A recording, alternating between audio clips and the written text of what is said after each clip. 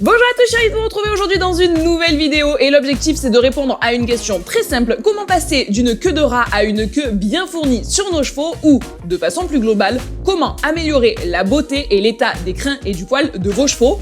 On va y répondre ensemble en 5 points, c'est parti! J'ai envie de renouveau et d'un nouveau format sur cette chaîne et je me dis que ça peut être trop cool d'avoir comme ça des questions très précises auxquelles on répond très facilement pour aller chercher pile poil l'information. Si vous avez donc des questions comme ça, n'hésitez pas à me les poser en commentaire et ça fera peut-être l'objet d'une vidéo dans les semaines à venir.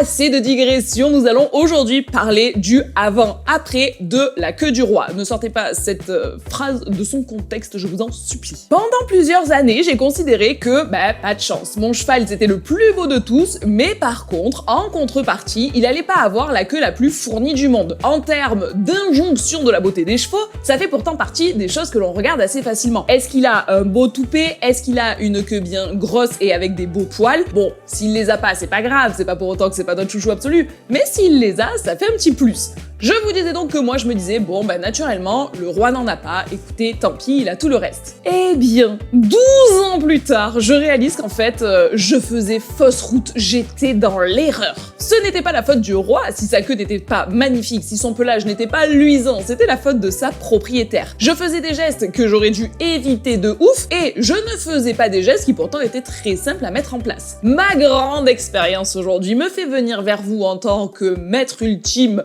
appelez-moi maître Splinter, je vous en supplie. Et je vais donc en 5 points vous expliquer comment maintenant je traiterai toujours la queue et les toupets de mes chevaux. Le premier point, celui-ci, je l'ai toujours fait, je continue de le faire, mais il y a eu des petits twists. C'est d'utiliser du démêlant à chaque fois que vous démêlez les crins de vos chevaux. Ça, je vous l'ai toujours dit, ça fait partie de ma routine de pansage depuis la nuit des temps. Je commence toujours le pansage de mes chevaux par appliquer du démêlant partout dans la queue. Puis, je fais le reste du pansage afin de laisser le temps faire son effet et le démêlant démêler. En fin de pansage, on revient sur la queue et tadam, le démêlant a fait son effet, ce qui nous permettra d'avoir une queue démêlée sans arracher des crins tous les jours. Puisque oui, l'ennemi de la belle queue bien gonflée, c'est le cavalier qui chaque jour, lors de son brossage, va arracher 5-10 crins, ça a l'air de rien comme ça, mais 10 crins fois 365 démêlages par an, ça fait beaucoup de crins au final. Je vous disais qu'il y avait un petit twist et pour l'instant vous vous dites « Ouais mais maman, ce que tu nous dis là, ça fait 10 ans que tu nous en parles sur YouTube dans toutes tes vidéos, il y a rien de nouveau. » Eh bien, la nouvelle incroyable que j'ai découvert il y a quelques temps, c'est que en plus d'utiliser du démêlant, on n'utilise pas n'importe quel démêlant. On fait en sorte de s'équiper du démêlant le plus naturel possible pour que ce que l'on applique sur les crins du cheval ne soit pas brillant 10 secondes histoire de dire de faire un effet waouh, puis en fait dans 5 ou 6 mois, eh bien avec l'application tous les jours ça aura abîmé le crin. Non, on veut un démêlant naturel pour peut-être un effet un poil moins waouh pile quand on le pose, mais par contre sur le long terme, garder une queue qui va faire tourner toutes les têtes. Pour ma part aujourd'hui, j'utilise du démêlant de chez Cura Naturale que j'apprécie principalement parce que il est justement extrêmement naturel. Celui-là, c'est senteur violette. J'adore, mais il en existe un aussi senteur monoeil. Laissez-moi finir la violette et regardez-moi attaquer le monoeil. Bon bref, on s'en fout des parfums puisque justement l'idée c'était parler composition. Et bien sous vos yeux ébahis, je sors justement la compo, c'est eau purifiée, silicone végétal, fragrance donc l'odeur, huile végétale d'argan et d'avocat, protéines de soie, et c'est tout. Qui dit démêlant naturel dit malheureusement souvent l'obligation de devoir bien secouer son démêlant avant de l'appliquer. Donc c'est un geste que j'ai inclus dans ma routine. Je secoue mon démêlant 10 secondes pour avoir un démêlant qui soit bien mélangé. Je l'applique sur les crins et c'est bon, première étape sur mes 5, validé. Étape numéro 2, là on parle vraiment du moment où on va démêler réellement les crins. Ça y est, on y est. À nouveau, l'idée c'est de ne surtout pas démêler ses crins en partant de haut en bas et des fois, j'entends ça. Quand j'entends soit des propriétaires, soit des cavaliers démêler les crins de leurs chevaux, je vois la brosse qui part de tout en haut, vraiment du couard du cheval et qui descend jusqu'aux pointes. Et tu vois la brosse après, il y a un amas de crins dessus et tu te dis « Oh non, mince, mauvais geste !» Évidemment que les étapes ici, vous les connaissez déjà, mais il faut absolument penser à les appliquer. L'idée, c'est de ne jamais démêler le crin dans sa longueur, dans son entièreté. On tournicote la queue et on ne laisse que la fin de queue que l'on va démêler et on remonte comme ça sur toute la longueur de la queue. Je vous ai déjà montré ce geste 500 000 fois sur cette chaîne. Si vous nous connaissez, vous savez de quoi je parle. Ici, petit twist, jusque-là, j'utilisais toujours une brosse à crin. Et je me disais, bah oui, ça a fait le taf, la. Bon, après avoir écouté des gros professionnels parler de comment ils entretenaient les chevaux dont ils s'occupaient, je me rends compte que la brosse à crin, en fait, c'est l'ennemi public numéro 1. Allez, la brosse à crin, tu peux potentiellement t'en servir pour la crinière, mais par contre, pour la queue, tu la prends et tu la laisses dans ton sac de pansage. L'idée, c'est de se servir au maximum d'un bouchon. À nouveau, pour exactement la même idée que utiliser ou non du démêlant, pour ne pas arracher des crins. Donc avec ton petit bouchon, tu démêles la queue, on s'en fout si elle n'est pas parfaitement démêlée au poil près tous les jours. L'important, c'est que dans quelques temps, ça aura sauvegardé les crins et que la queue soit plus waouh que jamais. Point numéro 3, on va faire des petits massages à la base de la queue et du toupet. Ça a été game changer pour nous. Je l'ai fait beaucoup sur le toupet d'Hollandais qui était vraiment ridicule, vraiment c'était un toupet poil de rat et c'est tout. Et avec quelques petits massages et un produit bien choisi, on est revenu dans le game des toupets respectables. Bon, on n'est pas non plus sur un truc de fou, la mèche incroyable, les BG mécheux des années 2000, mais il y a un toupet.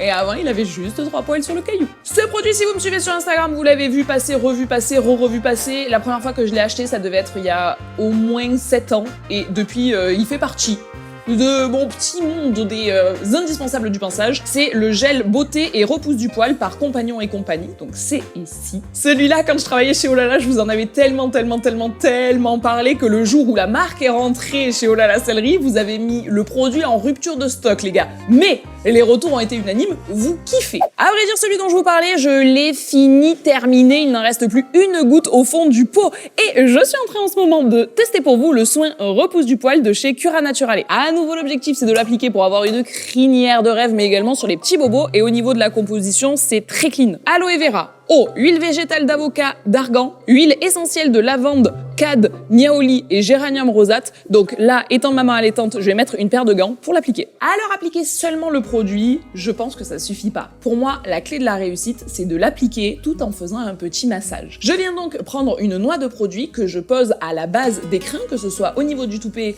au niveau de l'encolure ou au niveau de la queue. Et ensuite, je viens faire des mouvements assez lents et circulaires au niveau de la base des crins. En plus, le cheval adore ça, ça lui fait un moment de détente et de décontraction, donc il kiffe son moment, et en plus, eh bien, il sera plus beau que jamais.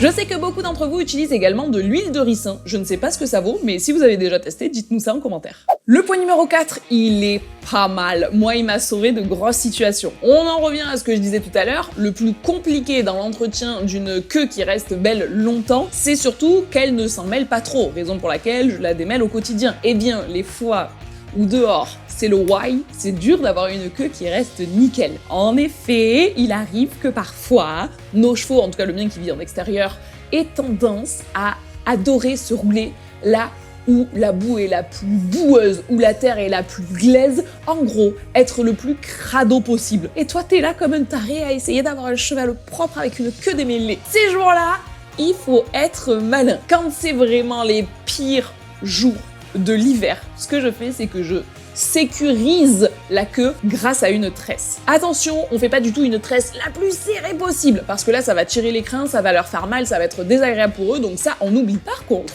une tresse assez lâche nous permettra de ne pas avoir de la boue dans chaque crin, mais également une queue tout emmêlée qu'après, on va devoir démêler comme un fada et donc arracher des crins. À vrai dire, je fais cette technique que dans les jours ultime, quand la carrière est vraiment détrempée et que monter le roi, aujourd'hui la retraite je monte plus dessus, mais quand à l'époque je montais dessus, si la carrière était vraiment dégueu, je faisais une tresse, ou encore quand je vais le faire se rouler dans la carrière aujourd'hui et qu'elle est vraiment dégoûtante, alors je fais une tresse lâche. mais également les jours où les paddocks sont vraiment pas ouf. On la sécurise grâce à un élastique pas trop serré pour pas casser le crin, et ça, on n'a pas besoin de le faire tous les jours. On le fait 3 à 4 fois dans l'hiver, les pires jours, mais ça fait une sacrée diff. Attention, cette astuce, je compte sur vous pour ne jamais l'utiliser en été ou en tout cas dans les périodes où il y a des insectes. En effet, les chevaux ont absolument besoin de leur queue pour chasser les mouches, les tans, les mouches plates, et donc ne les privez pas, ne les privons pas de leur queue à ce moment-là, je vous en supplie. Le reste du temps, on peut. Et enfin, le point numéro 5, c'est complémenter mon cheval au quotidien avec de la biotine. Ici, j'utilise soit la biotine, soit les CMV de chez Michel Vaillant que je viens mettre en complément dans ces rations, et ça va permettre d'améliorer la beauté générale et des poils, et des crins, et de la corne. À nouveau, si vous avez tendance à regarder un petit peu ce qu'on fait sur Instagram, sur TikTok, etc., vous en avez déjà largement entendu parler, mais ça me prend rien de temps de rajouter dans ces rations ces petits compléments-là, et ça va permettre quand même d'améliorer l'état général du cheval. Attention, j'attire encore une fois votre attention sur le fait que, tout de même, l'alimentation des chevaux est particulièrement précise, et donc, si vous avez le moindre doute, n'hésitez pas à faire appel, dans le meilleur des cas, à un nutritionniste pour pouvoir vous aider à choisir quels sont les compléments adaptés ou non à la ration et à l'activité physique générale de votre cheval. Vous avez maintenant mes 5 clés. Vous n'avez plus qu'à les utiliser et on se retrouve d'ici quelques mois pour les avant-après de vos chevaux. Faites en sorte que le roi des queues de rat disparaisse du monde de l'équitation. J'espère que ce format de vidéo vous a plu. Je compte vous en refaire bientôt. Alors dites-moi si ça vous intéresse en commentaire. Je vous fais plein de gros bisous et puis je vous dis à très bientôt.